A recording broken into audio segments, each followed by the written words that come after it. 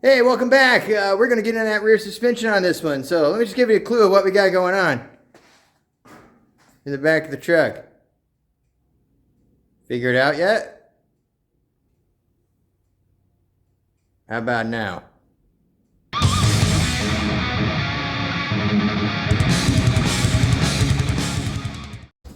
Hey, happy 4th of July. Although today's not the 4th. I hope. Today's the 2nd. Hopefully I get it out today. Anyway, hey, welcome back. As we showed you in our little intro, if you didn't get the clue, we've decided to go with ladder bars for our front suspension. Alright, so why did we go with ladder bars? Well, the main reason came down to, one, these run a pretty low profile. Triangulated 4-links and actual drag race 4-links require a lot more stuff right in this area, and we can actually put a frame through that area using a ladder bar. So it keeps everything a little lower. This upper mounting point compared to the axle is much lower on a ladder bar than it is on a 4-link. On a 4-link, this mounting point would be up here, and we would lose all that room up under the frame. Basically, we'd have to raise the frame up even higher to compensate for that extra room. That's what I'm trying to say. And I'll get into why we're modifying these in a minute. But really it came down to simplicity and that low profile. Plus they're also cost effective. It's $300, got me the complete bars with the adjusters and the rod ends already in them, and the brackets for the axle housing. So that's a pretty good deal. All the other suspension systems would probably cost just as much, but this really doesn't take much work to install.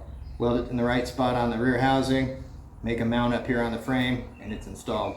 So there are a lot of benefits and downsides to running these things on the street, especially when it comes to articulation, going through like driveways and over bumps and things like that. Anytime one wheel needs to move kind of independently of the other, these aren't an issue. But they still work on the street, even though they're not ideal. But every suspension system seems to have some kind of a benefit and a drawback. So we decided to go with ladder bars. So let me show you what we got going on and how these things work. Okay, so this is our 30-inch tall tire. I guess I can get into the details later, but in order to compensate for where this is actually going to sit at ride height, I dropped a 1/2 inch off of the radius on the bottom side of the tire to account for the tire squishing down a little when you put weight on it. Right now there's no weight on it. I can't really use these measurements accurately, so dropping a 1/2 inch, it'll probably actually drop more like 3/4 of an inch with weight on it, but we'll see. It's a pretty light vehicle. So anyway, that puts the location of the axle right here. This is our axle tube center line. This is the brackets that are going to weld onto our axle tubes. And then these links are affixed here. They don't really move once they're locked in place. And then you've just got one pivot point up here on the front. So the way this thing works is as your tire moves up and down, it pivots around this point right here. And that's kind of the entirety of this suspension. It's very simple. Cruising down the road, this is just a swing arm. There's a coil spring back here that holds it. On the shock absorber, a coilover shock is going to go back here, and that's what keeps it from just lets it bounce up and down over bumps and things like that. So it's nothing special for driving around on the street. But where this comes into play and where this is an advantage is in drag racing or hard acceleration, right? If we're street racing in Mexico, let's say. So here's how these things work. As the tire tries to rotate forward, your rear differential tries to rotate in the opposite direction to compensate for it, right? Instead of moving the vehicle, it wants to go that way, but the vehicle's attached to it. It can't do anything because it's bolted here and here. So that differential can't just spin, right? So, but it wants to twist, and so it makes this twisting motion as it's trying to spin, and the vehicle's trying to hold it back. And what happens is this bottom moves forward and this moves that way. So they both rotate around this center, right? So this wants to come up and around this pivot point. So as this moves forward, pushes this bar, which pushes on the frame of the vehicle right here. Now, the thing about the ladder bars is by changing this angle, like this, for instance, or this, it affects the vehicle different on acceleration, and it's what they call anti-squat, which means instead, when you stand on the gas, the weight all wants to shift to the back of the vehicle, the front nose comes up, and the weight shifts to the back, and it makes the suspension want to collapse because now there's more weight on it. But by angling the bar up like this, as it's driving forward, it's pushing up on this frame that kind of counteracts that weight transfer that's happening. And all that energy, instead of squishing the suspension, pushes the tires into the road harder. So for acceleration, you know, by pushing up on the body, you're forcing that body weight plus the weight transfer into the tire and pushing it against the road so you get more traction. So we're going to start here at the axle, and we're going to attach our bracket, and then once we got our bracket hooked up, we're going to attach our ladder bar to it. I've got these all adjusted at basically the middle of the adjustment range, so meaning I can go out or in the same amount and still have enough threads in here to work properly. This is an adjuster. This can be twisted just like a turnbuckle, if you know what that is. You turn it one way and it spreads it out. You turn it the other and it brings them together. And this is so that when you change this position here or adjust the ride height of the vehicle, you can adjust this to put your pinion angle back where it needs to be, which means the orientation of this rear end housing. So we attached all that, brought it out here, attached this to the center of its adjustment, and put this shield on there that has to be installed.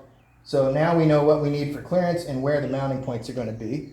Okay, so now we know where the front eye needs to be for the bar to be where I wanted it, to basically level with the ground, even though I cheated and I put 2 degrees of up angle on it.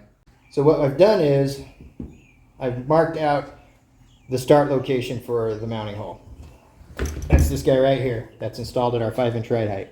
Right, so now that we know where that hole is, we can figure out where to put our adjustment holes, which allow us to add more bite on the rear tire, get more anti-squat if we need it by increasing that bar angle. And I wanted to put a couple more down below it as well, because I can come all the way down to here before it's hanging lower than the frame. And this allows me to raise the vehicle and still maintain that bar angle by moving to the next hole down.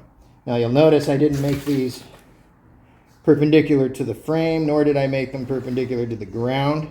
That's what this line here is. They're actually on a curve. You can see they don't all line up. What I did was I started from the center of the axle and I did the radius through here, through this one, and that told me where to put the other holes. And the reason I did it that way instead of just putting them straight is because if I do need to change this for anti-squat, let's say, but I'm not changing the ride height, I can move it to the next hole and it won't push the rear tire forward or backwards. If I put them straight, it would, if this was straight up and I went to move it up to the next hole, it would push the tire back, you know, that 1/8 of an inch or whatever it is. So doing it this way, it's still not exact because I have to adjust the pinion angle after I move it to any hole. So I'm calling that good enough. It's not worth putting the extra time into. There's enough adjustment on the ladder bars to get everything back where it needs to be from that. So now we know where the bracket is and we have our 5 mounting positions for this, which allows me to raise the truck up to 2 inches in the back basically and still be in the same position as here. And I could lower it even further if I wanted and use these for that instead of for anti-squat. But point being, these are located where we need them now. So now I can make these brackets, and then I know that they're going to fit when I make the frame rail because I've patterned this all out. Now I can make this stuff and use this as a pattern. I can come back and compare my bends to this to make sure they're right, make sure everything lands where it's supposed to. And this also allows me to make fine adjustments with an eraser as opposed to a grinder. So it's nice to do it on paper. All right, so now that we know what angle we want our bars on as far as this goes, I can go ahead and weld these to the rear housing, the differential housing, the axle housing, because I also know what angle I'm going to be mounting the engine and transmission at, and that's a 3-degree angle off of horizontal. So I'm building this frame on our template here, on our pattern, on the angle it's going to sit at. Next problem, we're ready to bolt this onto the rear differential housing, but let me show you some video right here.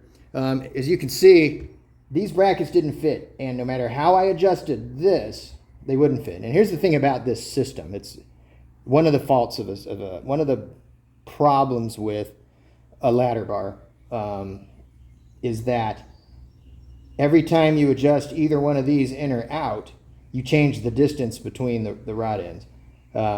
If you moved them in together, straight in and straight out, then it wouldn't change this distance. But when this comes this way and this comes this way, it gets longer.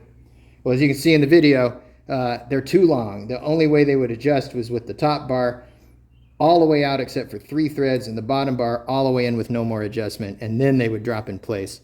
I have seen people in the comments who bought these bars and had the same issues. They said they just opened up these holes a little bit and that allowed everything to fit in, which makes sense. If you open it up half of that distance on each hole, then you know your bolt won't touch all the way around, but it'll touch on the bottoms here, bottom and the top. The problem with that is you don't want any play in here. You don't want slop on any type of situation like this. as you can see, this bar pushes and pulls against this end here. So if we took something that doesn't quite fit, let's say we've got a bolt that's not quite big enough, right? Because we had to open the hole up to make it fit. Well, then it can move back and forth like this, right? Allow this bracket to move back and forth, and then the things start wearing out and getting loose and sloppy. So that's no good. The easiest way would be to cut this gusset across here at a right angle, spread the bars, bolt them in, and then just fill in those gaps. That would have been the easiest thing to do. However, these bars are powder coated, which means I'd have to strip the powder coating. Then I'd have to do my welding. The powder coating would probably end up being stripped all the way back to here because of heat, from welding. And so then I got to sandblast all the powder coating off, take them in and get them powder coated again, or just paint them. And the powder coating is much more durable than paint. I'd just as soon leave them like they are and not mess with the powder coating. So let's throw that option out the door, even though that's the easiest way to do it. Second option would be cut it in here and bring them closer together so that I'm not compromising the material between where it's welded to the housing and the ladder bar. This would be a solid piece as it came out of the a piece of plate instead of, and we'd know the grain structure was perfect across the whole thing. And I wouldn't have to worry that me welding in here somehow makes this brittle or, not as strong as it would have been otherwise. So that's not necessarily ideal to do what I've done here. But the thing is, if I was to cut it anywhere else, like if I cut it here, this arm is under a lot more torque and stress than this one is, both because of its length and because of the geometry. But this should still be plenty stronger. I wouldn't do it, obviously. But there's a couple other reasons for doing it this way. If I was to just cut it here and I move it this way to keep this front edge flat, then this hole would get smaller and I'd have to reopen all these up to a 3-inch diameter, and it would be real hard to make sure I got all four exactly the same, and then maybe my bars aren't mounted exactly perfectly on the rear end housing. So I didn't want to mess with this hole at all. I could just take it out of here and then just rotate this around instead of regrinding the hole, rotate it around the housing and fill this back in. But that's going to make a V-shaped front onto this and push the bars forward. Still not a bad thing, but I just felt by cutting it where I did and then, instead of lining it up with the back edge, you just slide it straight down, line it up with this edge. Once I finish grind all this and grind this extra little nub off the end, as you can see, whoops. As you can see there, it's shorter now, so line up the front edge. Now I know that's all straight and perfect. Fill all this in on both sides. We've ground our bevels into it so it fills really well. We know we won't have any porosity or any problems with the welds. And then I'll just cut this off straight and you won't even be able to tell it's been modified. So that's what we're going to do. I got some ideas on how to keep it from bending as I'm welding it too. But that's where we're at now. I started tacking these up and filming it because I was going to go ahead and get these all done and welded on the housing, and we ran out of shielding gas, so we couldn't do any welding. That's what that black crap is, lack of shielding gas. So we don't want to get all that impurity into our weld, especially because that's an important structural weld. So that's where we're at. We got to finish modifying these brackets, and then we'll be ready to go ahead and weld them on the rear end housing. I have to get everything welded on the rear end housing before I can install the ends and mount the axles and stuff in it. And I need to get to that point so we can bolt the wheels on the ends of it. So there we are. We're running ladder bars. So thanks a bunch for watching. In the next one, I'm sure we'll be welding these brackets back together because I've got my shielding gas now and I got the frame rail material I need to build these frame rails. So I'm just going to look at that redesign that occurred to me while we were filming this at the front bracket, and then I will make a decision on that, and then we will probably get going on building those frame rails as well as getting this ladder bar mounted to the rear end housing. We have to get everything welded to the rear end housing before we put the axles in and weld the ends on, in case things move around. You don't want them moving around after you've lined up your axles. So there you go. Thanks a bunch. I hope you guys are having a great weekend. Happy 4th of July. And thanks for watching. Please like, comment, subscribe, and share. And I'll be happy to see you again in the next one. Take care of yourselves, and thanks for watching. Really appreciate it.